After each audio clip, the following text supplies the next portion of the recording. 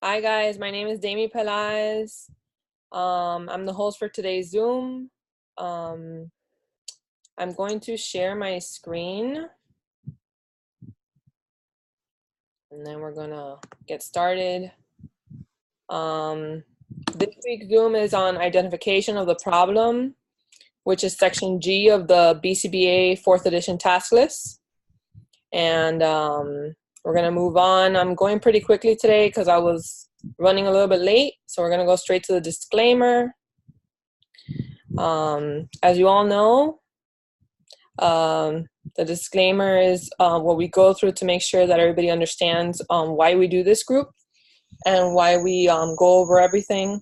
So I'm going to read. This study group was created by and for students pursuing a BCBA, BCABA certification. None of the members are BCBA, BCABA at this time. The discussions, collaborations, questions, and suggestions during this meeting are meant to help all members have a better understanding of the BACB 4th edition task list concepts. However, it is important to know that the leaders and all members are students that are responsible to verify accuracy of the information being provided during these meetings to successfully prepare for the BCBA exam.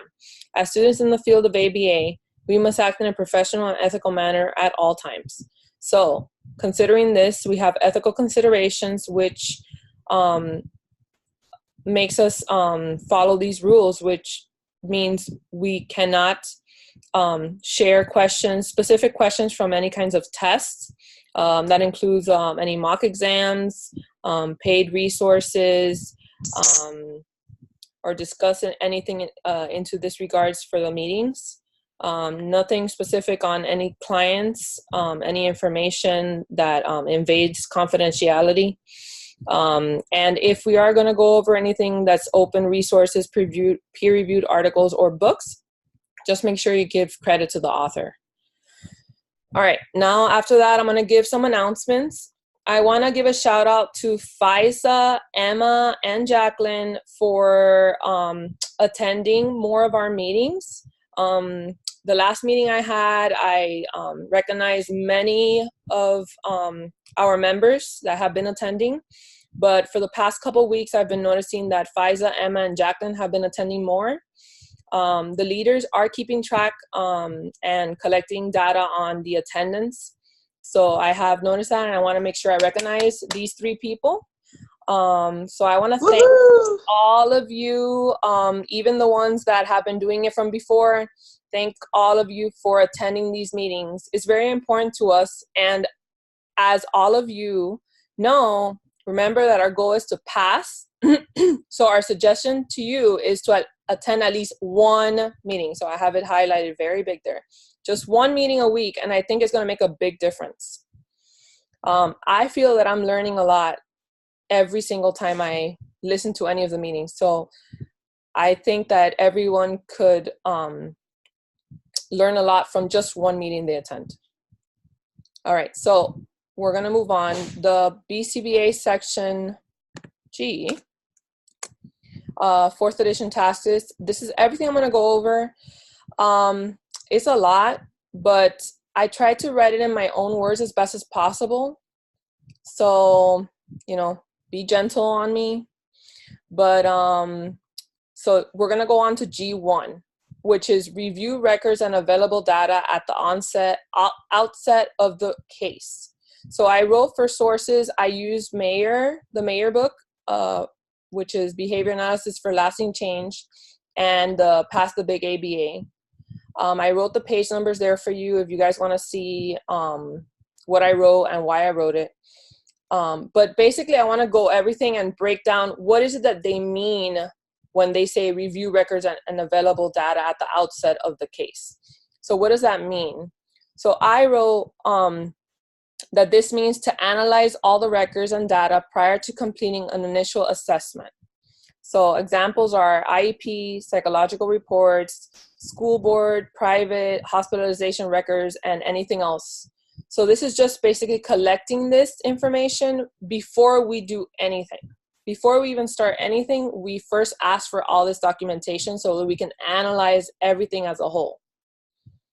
Does anybody want to add anything to that? Looks good to me. So I basically just looked at Mayer and Pass the Big, and I also looked at some other sources from other places. And I basically just wrote this in my own words. So I just wanted to, is there anything else you guys want to add to that? No? All right, we can move on. All right, for G2. G2 is consider biological medical variables that may be affecting the client. So same thing goes here. What does this mean? So I broke it down and I said, the first rule for all of us is to always rule out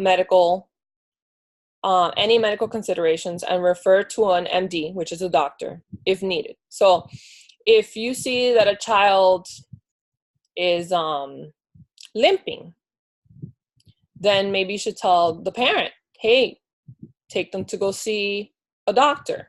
Even though you might think it's a behavior, because sometimes for attention, kids do things like that. But it might also be something medical that we don't have any understanding about. So it's first good to rule it out before we give behavioral services for anything that we're not sure about. And then another thing we have to also consider is any biological causes or medication side effects. I have noticed myself that with a lot of kids that are on the spectrum, they are on a lot of medications, some more than others, but medications do give many side effects, and some of the side effects are aggression. Sometimes they make you lethargic, things like that we might think, oh, maybe they're doing it to escape from a task, things like that, and it might not be. So it's important to always rule all of that out. So does anybody want to add on to that? Anything that I missed for G2? Does anybody have a question of any biological causes? Anyone have an example of that? Biological? Mm-hmm. I can't hear you, Jennifer. Yeah, I'm sorry. Yeah, What were you saying? Yeah, biological. Biological. I put genetics. Does anybody have any other? Does anybody have any other explanation for biological causes? What is it?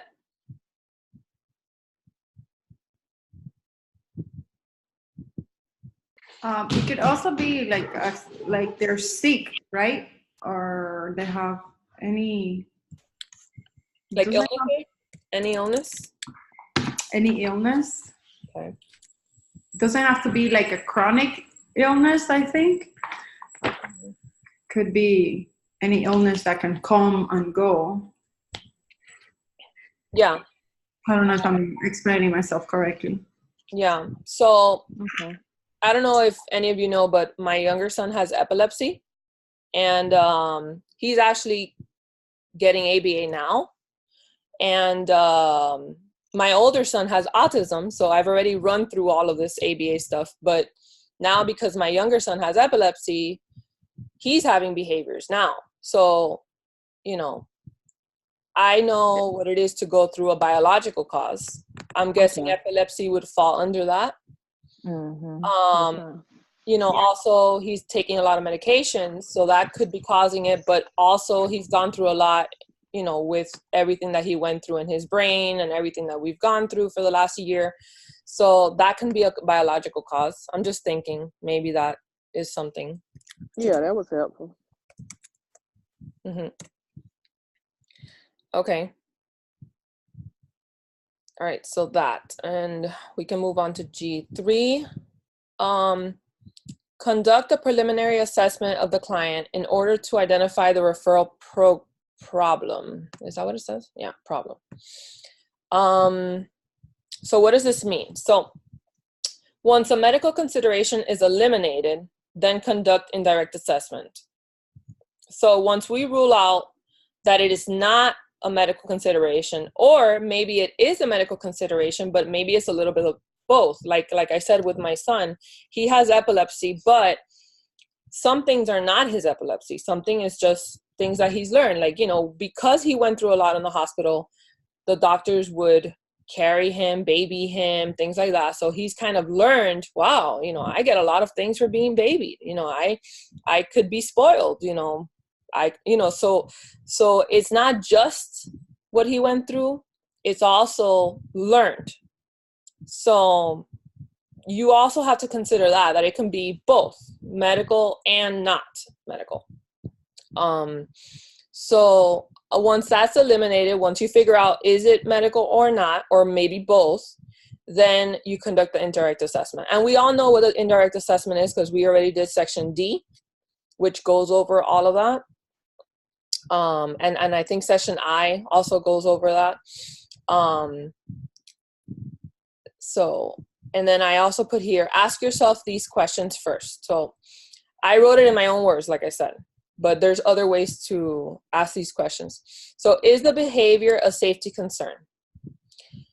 Is the behavior stopping the client from being mainstreamed? And are the client's behaviors developmentally lower than same age peers? So ask yourself those questions. And then after that, if you're answering yes to all these questions, then you conduct an FBA, which is both indirect and direct. I found this online and I thought this was interesting. I think it was through the ABA study group. It said, begin when you can conduct the FBA, always begin broad and then narrow the focus. And then it said, think of a funnel. I thought that was a good comparison, to start very broad and then go down. So when you're doing the FBA.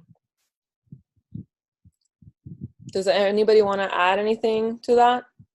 I have a question. In the other Zooms, we were discussing that in the preliminary assessment, they were saying that it was direct and indirect. But today, if I understood it correctly, if anybody was in the other Zooms, please let me know if that's what I understood was correct or not. But they were saying that it was direct and indirect. And today I was reading in Past the BCBA that they were referring to only indirect. If I see here that you're referring to mayor also, do you see any direct when referring to preliminary assessments? I found this in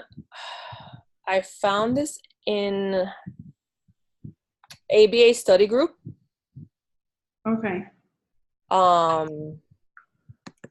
I got some of the information from mayor, some from ABA study group, and some from Past the Big. Okay. So I made a point to do more research on it. Since you were saying also in the other Zooms that they were referring to indirect and direct. You're right. We were talking about that. And on the behavior analyst supervisor, if you look at this section, it talks about descriptive measures, interviews, observation, which observation is a direct. Yes, the observation is direct, yes. But I read like today, the Past the BCBA, they're specified in 2 different areas that it's only for indirect. So I need to look it up in other resources. Because like you said, other resources have other things. Right. And I think that's why that's important when you write anything or do anything in the field, you have to compare more than one source always. Yeah. Yeah. But I think that's why I wrote indirect and direct, because I got it from more than 2. I'm not sure if Past the Big said only indirect, but I know that there was at least 2 places that I got both of them. Okay, thank you. You're welcome. All right, so on G4, for G4, it's explain behavioral concepts using non-technical language. So here, it's important to be clear and concise when speaking to caregivers other than non-ABA team members.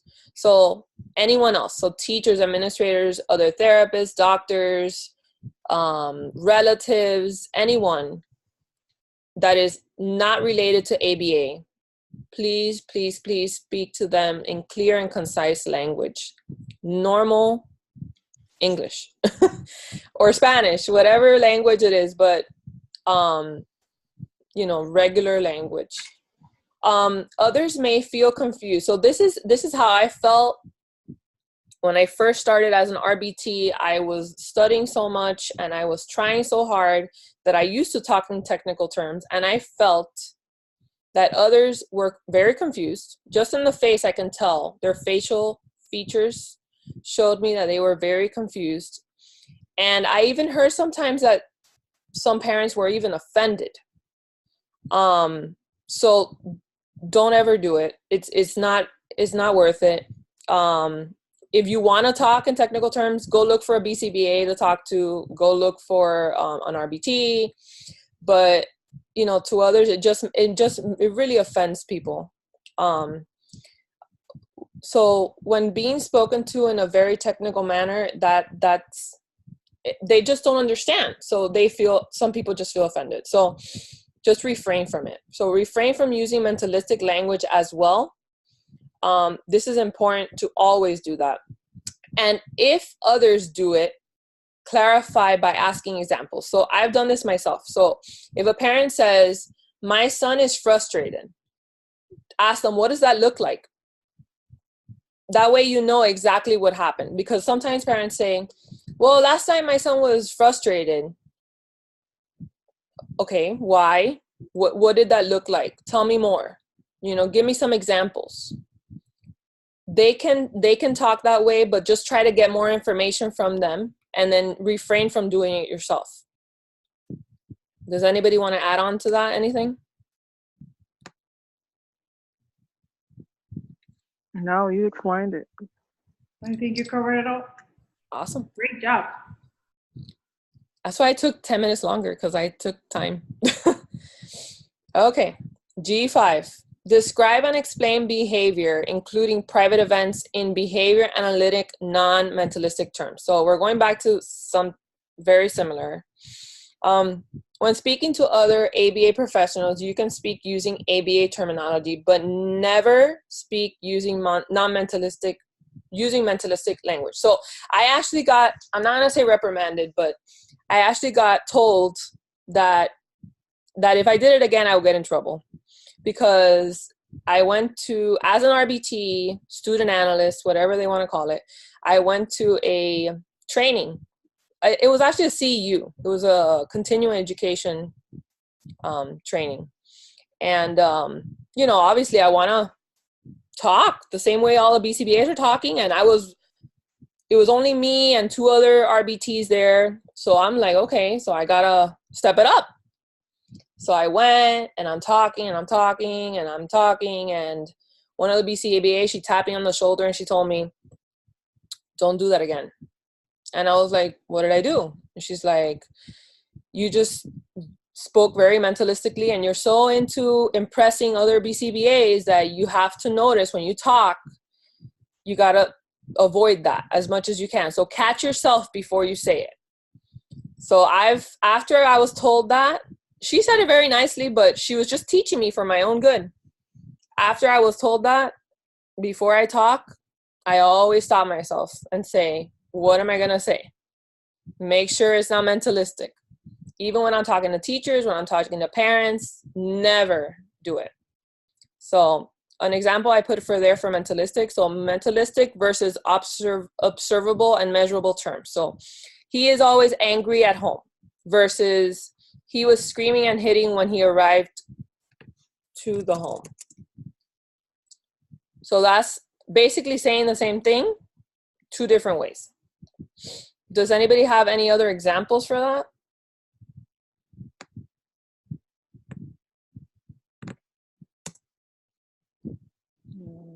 I guess an example of a mentalistic versus observable. Mm-hmm. Let me think. The one that I always use is the diagnosis one. The autism one? Yeah, that one or any other diagnosis. Because it sounds so official when like doctors say it, teachers say it, and there's nothing wrong with that. but we cannot say it. We So cannot. what's another way that we can say that that's not mentalistic? So if he did it because he has autism versus what? That's a good one. Well, if it's attention seeking, what can we say? Mm-hmm. maybe use a more specific example. He's screaming because he has autism. So how can we change that one to more behavioral term? He is screaming because you can't say understand the work either. That's still mentalist. Is that still mentalist?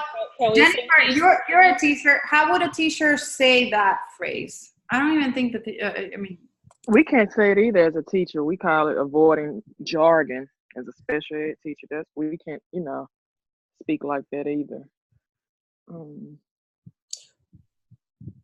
So you can't say he's screaming because the work is too hard, maybe? You can't say that either? Mm-mm.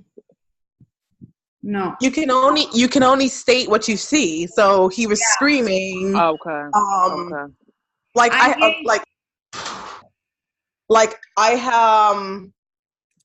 I'm gonna kind of use my kid today. She was screaming during circle time. That's all I can say is because that's what I saw. So we would say in a longer sentence, perhaps we would say when she's in circle time, she screams.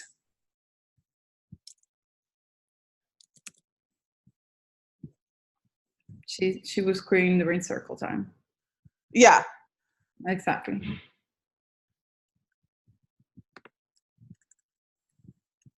Okay.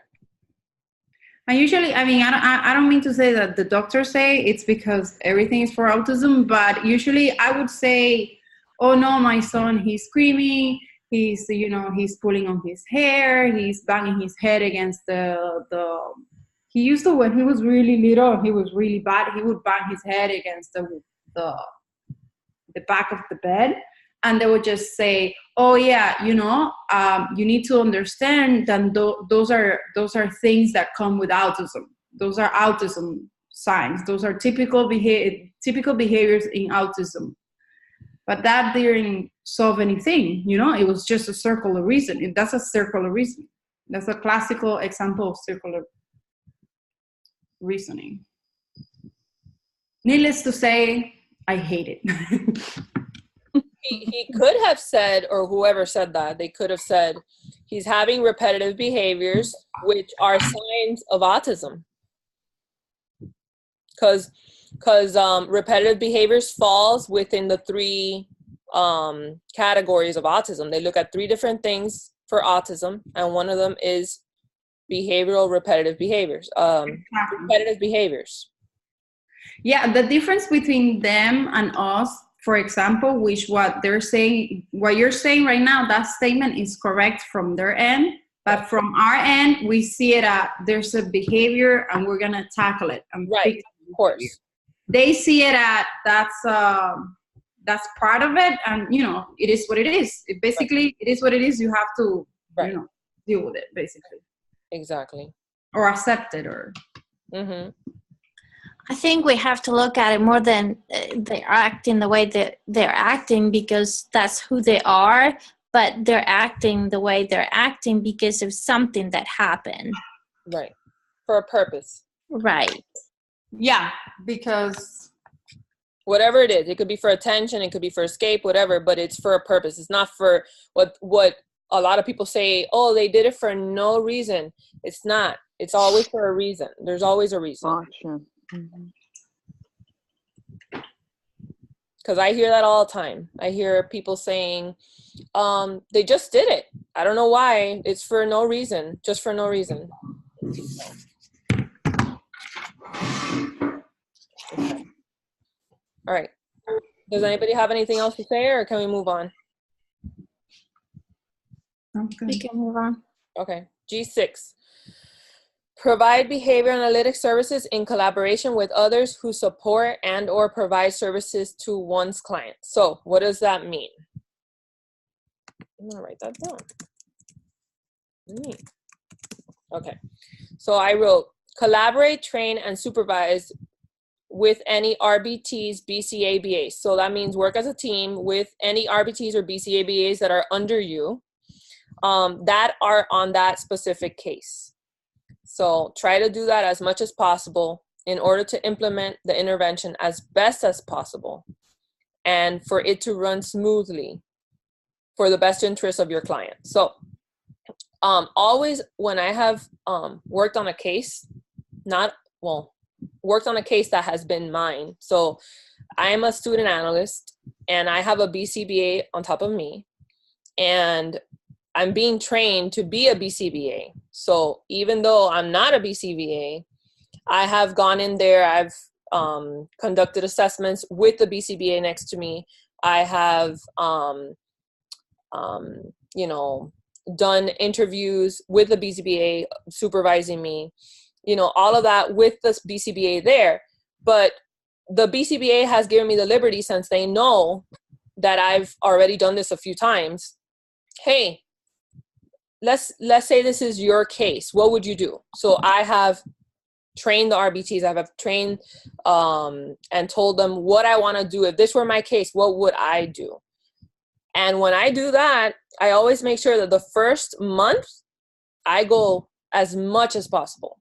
I train as much as possible. I supervise as much as possible so that everybody's on the same page and everybody is working as a team. After that, I start going a little less. I email, I call them, I go once every 2 weeks instead of weekly, but in the beginning, it's always important to go as much as possible so that it can run as smooth as possible.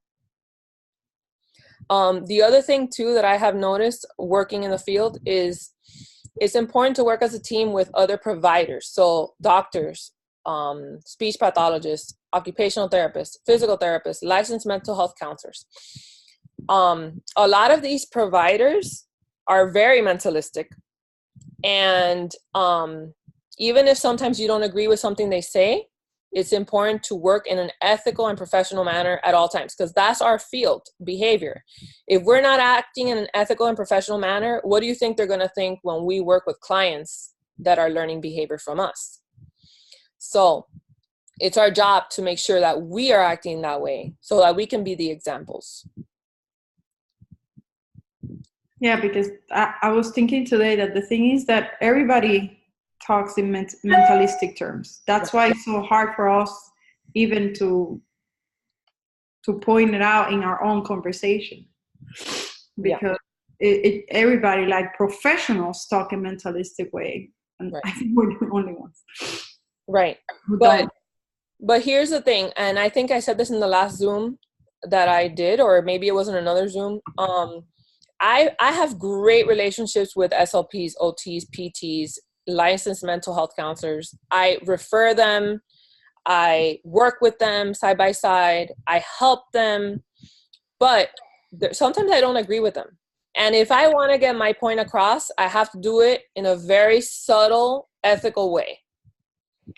And give them examples and maybe train them and help them and tell them I'm here to help you. What do you need? But if you start saying you're doing that wrong, don't do it like that. That's not the way to go, because that's not ethical. No, They're professionals and they know what they're doing in their own way.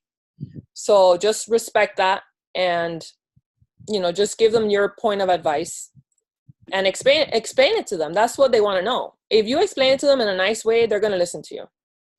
But I think another point, coming from the SPED background, and I'm sure that Jennifer can testify to that, is that it's easier when you have an approach where you are working towards the same goals. In this case, from our perspective, would be that the child improves the behavior. That's going to benefit and reflect.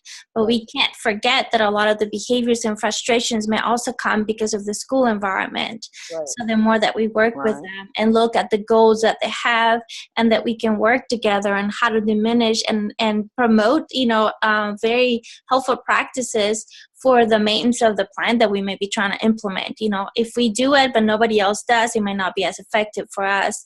And the same, what they're doing in school may not be as effective if nobody else is supporting it. So that's, a good way to, view it. Yes, exactly. Mm-hmm. Yep. Everything here is the best interest of the client. So, you know, if everybody's working on if everybody's on the same page and working as a team, that's what matters. All right, can we move on to G7? Yes. Yeah. All right, so G7 is practice within one's limit of professional competence in applied behavior analysis, and obtain consultation, supervision, and training, or make referrals as necessary. So what does this mean? So provide services within your area. I was typing fast. Area of competence only, okay? And conduct research using peer-reviewed articles, collaborate with more experienced colleagues. So those are my 3 tips. I've done this myself and it helps. But the one of competence, only do that. Like my area of competence is from pre-K to 5th grade. So that's my area. I don't work with babies and I don't work above age 10.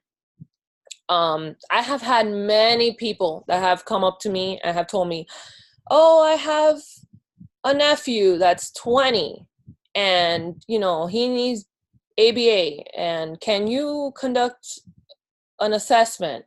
And I'm like, well, why don't you call my supervisor? You know, my supervisor has 30 years of experience and she knows. She works with adults and she works with younger children. She has more competence than I do. You know, even if I can go work with her above me, but I don't feel competent, and that's okay.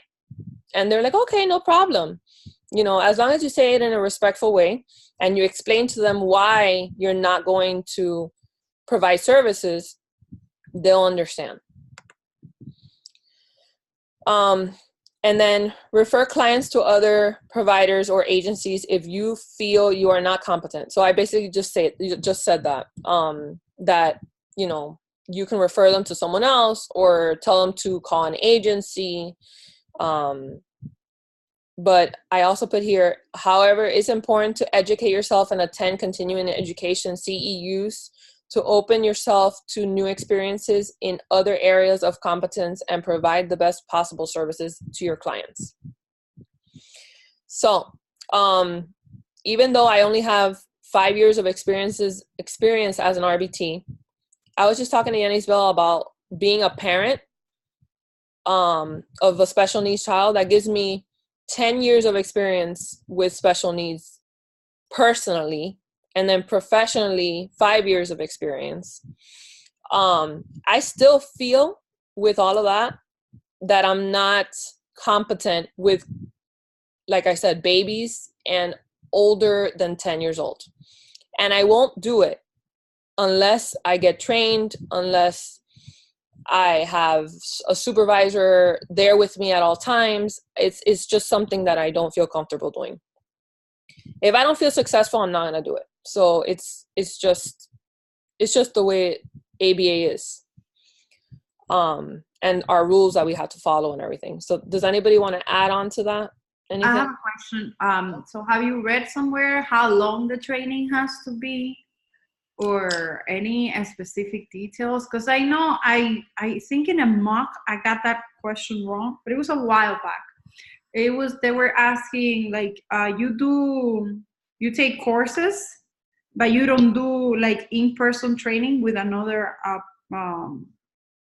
a supervisor. Can you deal with the client? They said no, because you need both the coursework plus the supervision. So how long have any of you read how long the supervision needs to be for?